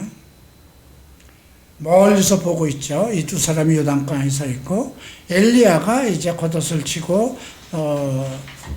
겉옷을 말아서 물을 치니 이리저리 치니 두 사람이 마른 땅으로 건너갔어요. 건너가매 엘리야가 엘리샤에게 이릅니다. 내게서 데려감을 당하기 전에 내가 내게 어떻게 할지를 구하라. 그러니까 내게 원하는 것을 말하라. 엘리샤가 당신의 성령이 하시는 역사, 그러니까 영감을 갑절을 내게 달라. 이건 장작권을 달라는 것입니다. 그 당시 각 지역마다 50명, 100명씩 선지자 생도들이 있었는데 그것을 이끌고 가는 영적 후계자가 아직 정해져 있지 않았어요. 다른 선지자들은 자기네들은 이제 다 끝났고 하나님의 이제 계시가 오면 우리는 일을 한다 이런 개념으로 그 엘리샤에게 놀렸죠. 근데 엘리샤는 끝까지 하나님이 살아계시고 당신의 영혼이 살아있는데 내가 당신을 떠나 어디로 가겠습니까? 하고 끝까지 길갈에서 베델로, 베델에서 여리고로, 그리고 이제 요단까지 왔습니다. 요단에 대한 것도 그 여호수아기에 나오는 거예요. 요단을 건너기 전에 했던 것이 뭘까요? 성결입니다. 너희는 스스로 성결하라고 그러죠. 그 다음에 하는 말은 제사장들이 언약궤를 메고 발을 내디디면 그 뒤를 따라가는데 한 1,000 큐빗 정도를 사이에 두고 따라가라고 그러죠. 예. 그리고 나서 이제 요단을 건너갑니다. 근데 10절 보면 영감에 갑절을 달라. 그러니까 그 영적 그 후계자가 되게끔 그걸 달라고 그러니까 어려운 일을 구하는도다. 그러나 나를 내게서 데려가는 것을 보면 이 일이 내게 이루어질 것이다. 그렇지 않으면 이루어지지 않는 거다. 하나님께서 나를 들어가는 것을 보면, 그러니까 이 말은 뭐냐면 하나님께서 나를 섭리하시는 그 모든 것을 보면 이런 뜻으로 봐도 좋겠습니다. 길을 가다가 불수레와 말들이 두 사람을 갈라놓고 하늘로 올라갑니다. 12절에 엘리사가 보고 소리 지르되 내 아버지여 내 아버지여 이스라엘의 병거가 그 마병이요. 아버지라고 부릅니다. 그죠? 엘리야를. 예, 바울도 디모데를 부르고 내 아들이라고 합니다. 이스라엘의 병거, 이스라엘을 끌고 가는 마차죠. 마병이요. 하더니 다시 보이지 않더라. 엘리샤가 자기의 옷을 잡아 둘로 찢고, 엘리사가 이번엔 자기 옷을 잡아서 둘로 찢고 엘리샤의 몸에서 떨어진 겉옷을 두어 가지고 요단 언덕에 서서 엘리야의 몸에서 떨어진 그 겉옷을 가지고 물을 치며, 그죠? 자기 옷을 찢어버립니다. 그죠? 자기 옷을 잡아서 둘로 찢어버려요. 그리고 엘리야에서 떨어진 그 겉옷을 주워서 요단강에 서서 엘리야의 몸에서 떨어진 그 겉옷을, 지금 13절 14절에 같은 말이 두 번 나와요. 물로 가지고 물을 치매 자기를 버리고 스승의 영감, 스승의 말씀을 따라서 이렇게 생각하면 되겠어요. 엘리야의 하나님 여호와는 어디 계시나이까 하고 그도 물을 치매, 자기의 옷으로 물을 친 것이 아니에요. 그죠? 엘리야의 그 겉옷 떨어진 것을 가지고 갈라져서 엘리샤도 건너갑니다. 그리고 이제 15절부터 엘리샤의 사역이 나옵니다. 맞은편 여리고로 갑니다. 네. 여리고는 아까 얘기했듯이 영적 전쟁이 있는 곳이죠. 여리고에 있는 선지자의 제자들이 그를 보고 엘리야의 성령이 하시는 역사가 엘리야 위에 머물렀다 하고 가서 그에게 땅에 엎드려 그를 경배하고 당신의 종들에게 용감한 사람 50명이 있으니 청컨대 그들에게 가서 당신의 주인이라고 합니다.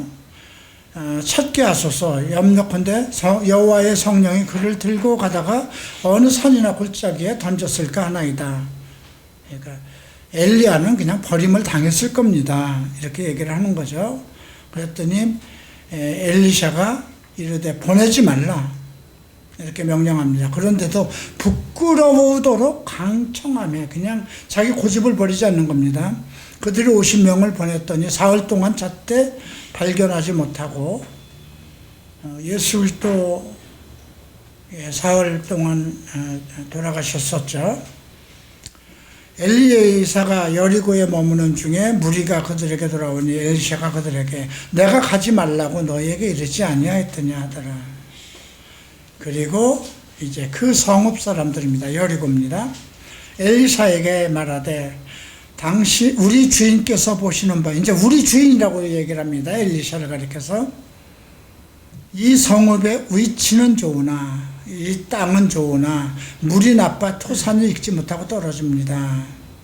그런데 엘리샤가 새 그릇에 소금을 담아 내게로 가져오라 하매 가져온지라 물 근원으로 가서 소금을 그 가운데 던짐에 이르되 여호와의 말씀이 내가 이 물을 고쳤으니 이로부터 다시는 죽음이나 열매 맺지 못함이 없을 것이라 하셨느니라. 자, 이게 여러분 무엇인가 우리에게 전달되는 말씀이에요. 그렇지 않은 거라면 물이 나쁜 곳에는 무조건 소금 바가지만 갖다 놓으면 물이 좋아져야 돼요. 그죠? 그렇지 않은 거잖아요. 예. 지금 영적 전쟁이 있는 곳이에요, 여리고는. 근데 참 땅은 좋은데 여리고가 향기라고 그랬어요. 그죠? 향기 있는 땅이에요. 근데 땅은 좋은데 물이 나빠서 열매들이 못 먹습니다. 그러니까 새 그릇을 가져오라고 그러죠. 자, 한국에는 참 교회가 좋습니다. 교회도 많고 참 믿음도 좋고 그래서 참 교회도 많고 크고 그런데 열매를 맺지 못하네요. 어떻게 될까요? 새 그릇을 가져오라고 그러죠. 디모데에서도 그릇을 얘기합니다. 하나님의 집에는 많은 그릇이 있대. 금이든 은이든 돌이든 나무든 그걸로 가치를 매기는 것이 아니라 정결하면 하나님이 쓰신다고 그랬어요. 그릇의 가치는 하나님이 쓰시는 사역자들의 가치는 크고 작은 것이 아니라 정결함으로 그 가치를 둔다 얘기를 했어요. 물 근원으로 가져갔다는 겁니다. 소금을 그 가운데 던지니 여호와의 말씀이 내가 이 물을 고쳤으니 이로부터 다시는 죽음이나 열매를 맺지 못함이 없을 것이다. 그 물이 엘리샤가 한 말같이 고쳐져서 오늘에 이르렀더라. 오늘이라고 그러는 걸 언제까지 봐야 될까요? 성경에서 오늘이라고 하면 항상 오늘로 보면 돼요. 보는 사람이. 이 말씀은 지금도 동일하게 역사할 수 있다는 겁니다. 자, 신천지가 정말 열매를 맺지 못하고 더러운 이단으로 그거를 바꾸는 길은 무엇일까요? 거기 종들을 싹 바꿔야 돼요. 그죠? 자, 23절에 보면 엘리샤가 이제 그 여리고에서 베델로 갑니다. 하나님의 집이라는 곳. 근데 그 길가에서 올라갈 때 작은 아이라고 그러는데 여기서 아이들은 우리 시연이 같은 아이를 얘기하는 거 아닙니다. 영적으로 아이들을 얘기하는 겁니다. 성읍에서 나와 그를 조롱하여 이르되 대머리에 올라가라 대머리에 올라가라. 그러니까 지금 이 엘리샤는 대머리였는가 봐요. 엘리샤가 뒤로 보고 그들을 보고 여호와의 이름으로 저주하며 곧 수풀에 앙콤들이 나와서 아이들 중 42명을 찢었더라. 베델 하나님의 집에 하나님의 이름을 모르는 하나님을 올바로 섬기지 못하는 그런 사람들이 어린 아이들이 있었다는 거죠.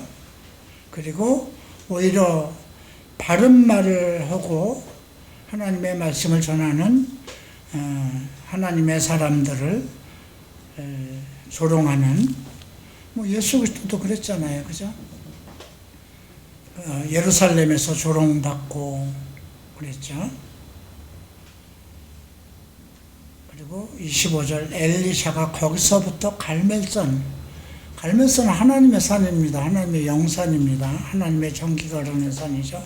거기서 사마리아는 그 북이스라엘의 서울입니다.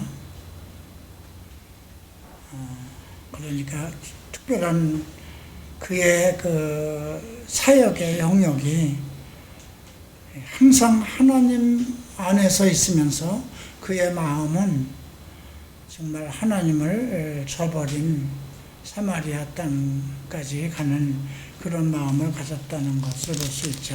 그래서 지금 특별하게 우리가 열왕기하 2장은 이렇게 생각해야 하는 많은 것이 있어요. 이것은 지금 우리에게 이것을 이렇게 해석해도 되는가, 이렇게 말하는 사람도 있겠지만, 그러면 이렇게 해석하지 않으면 어떻게 해석하실 것인가 물으면 답변을 못하죠.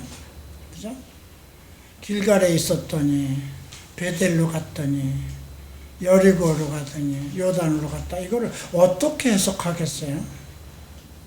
똑같은 말이 계속해서 반복해서 나오는 건 뭔가 우리에게 전달하는 메시지가 있는 것이거든요. 엘리야와 엘리샤의 관계. 이건 목회자의 리더십 중에 하나고요. 아브라함의 하나님, 이삭의 하나님, 야곱의 하나님도 똑같은 말씀입니다. 갈보리 채플에 석 스미스 목사라는 분이 없었다면, 그죠? 예, 그의 제자들, 또 그 다음에 제자들, 모든 목회의 원리와 또 제자로 부름을 받은 사람들이 어떻게 따를 것인가, 그죠? 다 하나님을 섬긴다고 그러고 하나님을 따른다고 그러죠. 근데 엘리샤는 왜 직접 하나님한테 명령을 받을 수가 없었을까요? 나중에는 지금 그래서 우리가 그 4장 이후부터는 직접 하나님의 기름 부음을 받고는 자기 사역을 해요. 엘리야가 필요 없었어요. 그죠? 엘리야가 하늘로 올라간 이후에는 이제 엘리샤는 직접 자기가 그 기름 부음을 따라서 자기 입에서 나오는 말이 그냥 하나님의 말이 돼요. 그래서 수냄 여자 이야기도 나오고 많은 이야기가 이 뒤로 이어지잖아요. 그래서 사실 엘리야와 엘리샤의 이 영적 승계의 문제는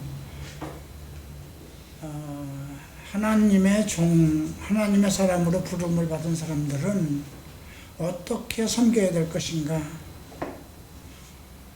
제가 일본에서 이 성령 체험을 받고 정말 그 하나님의 말씀을 바로 깨우치면서 보기 시작하면서 이 부분에서 상당히 큰 깨달음을 가졌죠. 그래서 내가 히라노 목사님이 나를 상당히 그렇게 그분은 정말 미국의 훌라신학교도 공부한 분이고 대학교 과정을 정말 대단하게 밟은 사람이고 일본에서도 유명한 분 중에 하나죠. 상당히 나에 대해서 그렇게 난 동성애자 출신이잖아. 그분은 그런 것에 있지 아주 정결하고 깨끗하게 자라신 분이라 석 스미스 목사나 갈보리 채플 목사들과 또 다른 일본인만이 가지고 있는 아주 독특한 그런 걸 가지고 있었어요. 어떤 때는 저분이 나를 정말 제자를 알고 있는가? 정말 내가 하나님의 성령에 의해서 정말 깨끗함을 받고 기름 부음을 받은 사람으로 이해를 하는 분인가? 그런 생각까지도 했었어요. 그럼에도 불구하고 내가 히라노 목사를 존경하고 따르는 것은 이 말씀 때문이었어요. 나의 날이 오기까지. 그래서 엘리야가 하나님께서 하늘로 들어올린다는 걸 알고 있었음에도 불구하고 그의 밑에서 끝까지 따라가면서 수종을 들었다는 거잖아요. 다른 선지자들에게 얘기해. 나도 안다 그러잖아요. 너희만 아는 건 아니다. 다른 선지자들은 다 손을 놓고 자기네 길을 갈 때 엘리야는 끝까지. 그래서 오늘 이런 말씀을 통해서 나는 어떻게 할 것인가 이런 것을 배워야 되겠죠. 그러니까 다 같은 말이에요. 아브라함의 하나님, 이삭의 하나님, 야곱의 하나님. 야곱이 자기를 축복하기 전까지는